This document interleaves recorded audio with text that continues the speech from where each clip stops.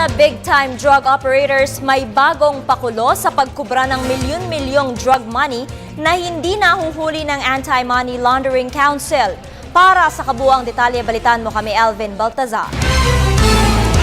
Binabalak ngayon ng PNP Anti-Illegal Drug Special Operations Task Force na makipag-ugnayan sa management ng iba't ibang kasino kasunod ng pagkakadiskubre sa bagong estilo ng mga big-time drug operators para hindi masilat sa anti-money laundering. Sinabi ni PNP AIDSO Chief Legal Investigation Division Police Chief Inspector Attorney Roque Merdejia na para makalusot sa anti-money laundering, idinadaan ng mga ito ang drug pagbili ng milyong-milyong halaga ng casino chips. Ang siste, papasok ang drug money sa casino sa pamamagitan ng pamamakyaw ng chips at palalabasing panalo ito sa sugal. Pati anya transaksyon, partikular ang pagbabayad sa mga nabiling droga, pinadadaan na din sa casino chips.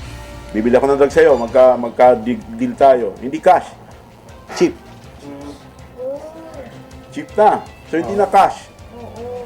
Sa casino, in cash mo na doon. O, ito, tip to sa akin. Di ba? Balato sa akin to. Paano mo hulihin? Paano hulihin ng pulis yung may dala ng chip?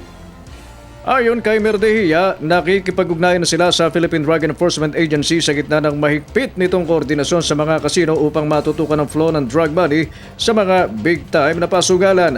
Para sa AIDSO, pasok ito sa money laundering pero aminadong hirap silang patunayan na ang isang pinalabas na premyo sa kasino ay bunga ng laundering. Unang-una sa anti-money laundering law, kailangan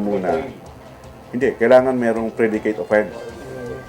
Kailangan muna kasuhan kita ng violation ng drug law para bago ko maimbestigahan yung yung bank account mo. Kung hindi kita sinampahan ng violation ng drug law, hindi kita pwedeng paimbestigahan doon sa anti-money laundering law. May mga pagkakataong mismo mga big bosses niya ang tumatambay sa kasino para sa naturang pamamaraan upang makakolekta ng milyong-milyon drug money. Para sa Telebisyon ng Bayan, Alvin Baltazar.